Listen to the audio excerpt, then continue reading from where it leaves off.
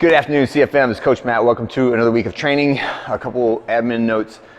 This weekend, Saturday, is the 23rd of December, so we will be having one workout, 8:30 a.m. It will be the 12 days of Christmas, which is always a massive cluster, so just come ready to share and be festive and have fun and not worry too much about having your own equipment, okay? All right, let's get into this workout. Squats and then a leg attack called shotgun bang.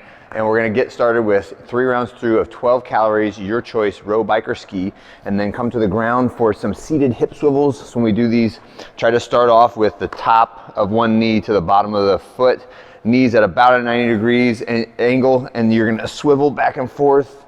And I usually start off a little sticky like this, and then the more I do them, I try to lean into it a little bit more, get a little more stretch out of it, but try to keep your feet planted on the floor. When you finish this one, we're gonna go to the down dog position for some scapular shrugs, right? So this is like our push-up position and then pushing back, like shrugging the ground away. Bend those knees a little bit if you need to, and then we're just shrugging up. So try to make your shoulders touch your ears and then shrug down.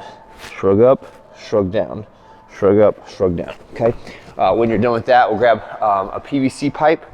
We'll work some pass-throughs, and then we'll work some overhead squats. So after you finish your pass-throughs, stay up in that overhead position, bar slightly behind the head, and then sitting down all the way to the bottom. Use this time to stretch out that bottom position of the squat, right? Don't worry about how fast you go on that. Just get those hips nice and loose, ankles nice and loose, shoulders nice and loose, okay? I like to do overhead squats and a lot of other shoulder stuff before we do back squats because it helps you to get in a more stable position for the arms when we can move those shoulder blades around back a little bit better, right? So in back squats, we are working into our last progression before we go to our max out week, which will be the first week in January.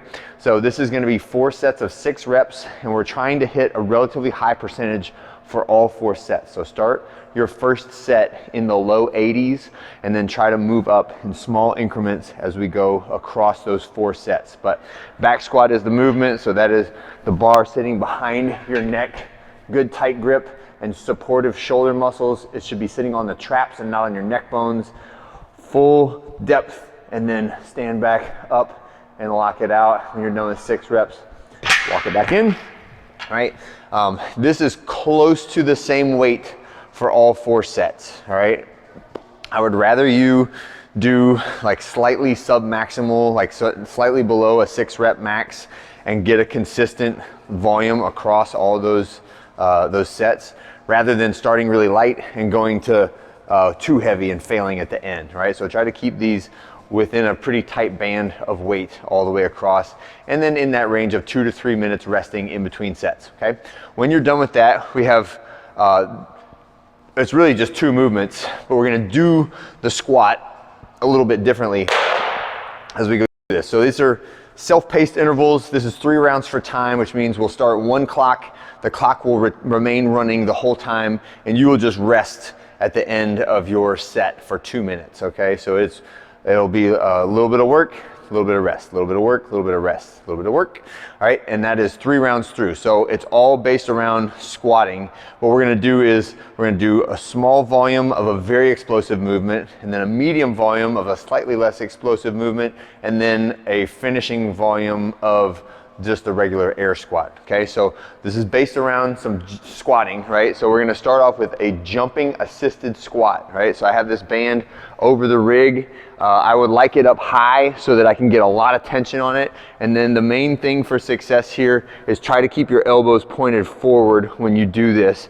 and pull down with your lats, right? So you need to add a lot of force with your arms in order to really get the explosive force from the band, right? So I put my hands up through the band, I'm squatting all the way down, and then jumping and pulling, squatting all the way down, jumping and pulling, right? I wanna do that for 8 reps. When I finish 8 reps, release my hands, and then just out on the floor. And now I'm not jumping as high, but I'm still jumping. And now we're doing 12 reps. When I finish 12 reps of that regular jumping squat, then I finish with 20 reps of a regular air squat. And after that, Then I'll go to the rower for 20 calories for the guys, 16 for the ladies, and then look at the clock, remember your time or pick off 2 minutes, and then start your next round at the 2-minute mark. And the whole thing is 3 rounds for time. Don't subtract any of the resting.